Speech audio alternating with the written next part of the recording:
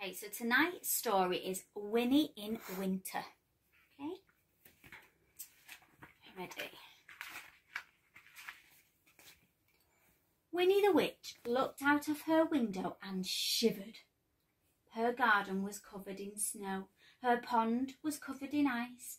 Icicles hung from rooftops.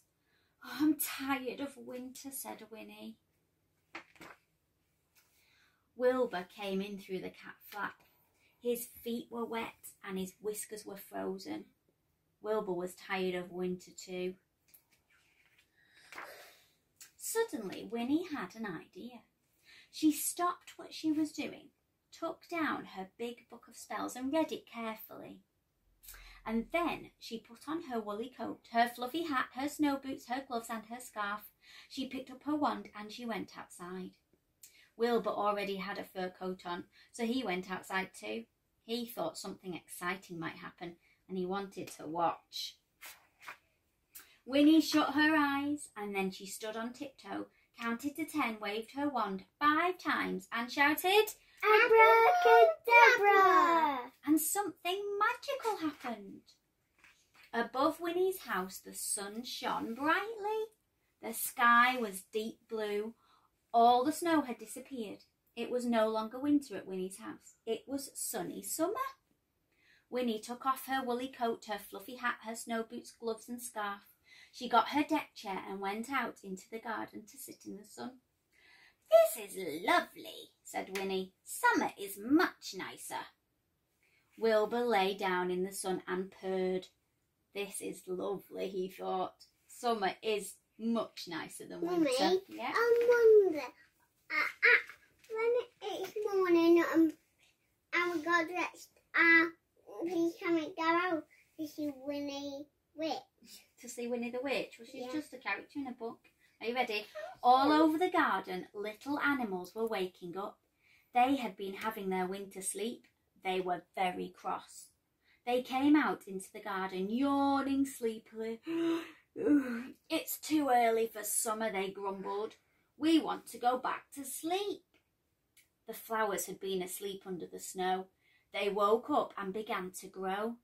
Up came the leaves and then the flowers, but the sun was too hot for them. Their heads began to droop. All the lovely flowers were dying. Winnie was worried. The animals and the flowers didn't like her lovely summer. And then she heard a very strange noise. Winnie turned around and there behind her was a great crowd of people. There he is. Yeah. Who did we say that was? Corky Paul, the illustrator. Yes, he always puts himself in the pictures, doesn't he? Winnie turned around and there behind her was a great crowd of people. They were running along the road towards her house. They crowded into her garden. They took off their coats, their hats, their boots, gloves and their scarves. They sat in the sunshine. They walked on Winnie's flowers. They put orange peel on Winnie's grass and they paddled in Winnie's pond. Look, they think it's summer by this paddling pool. Soon there was no room for Winnie and Wilbur in the garden.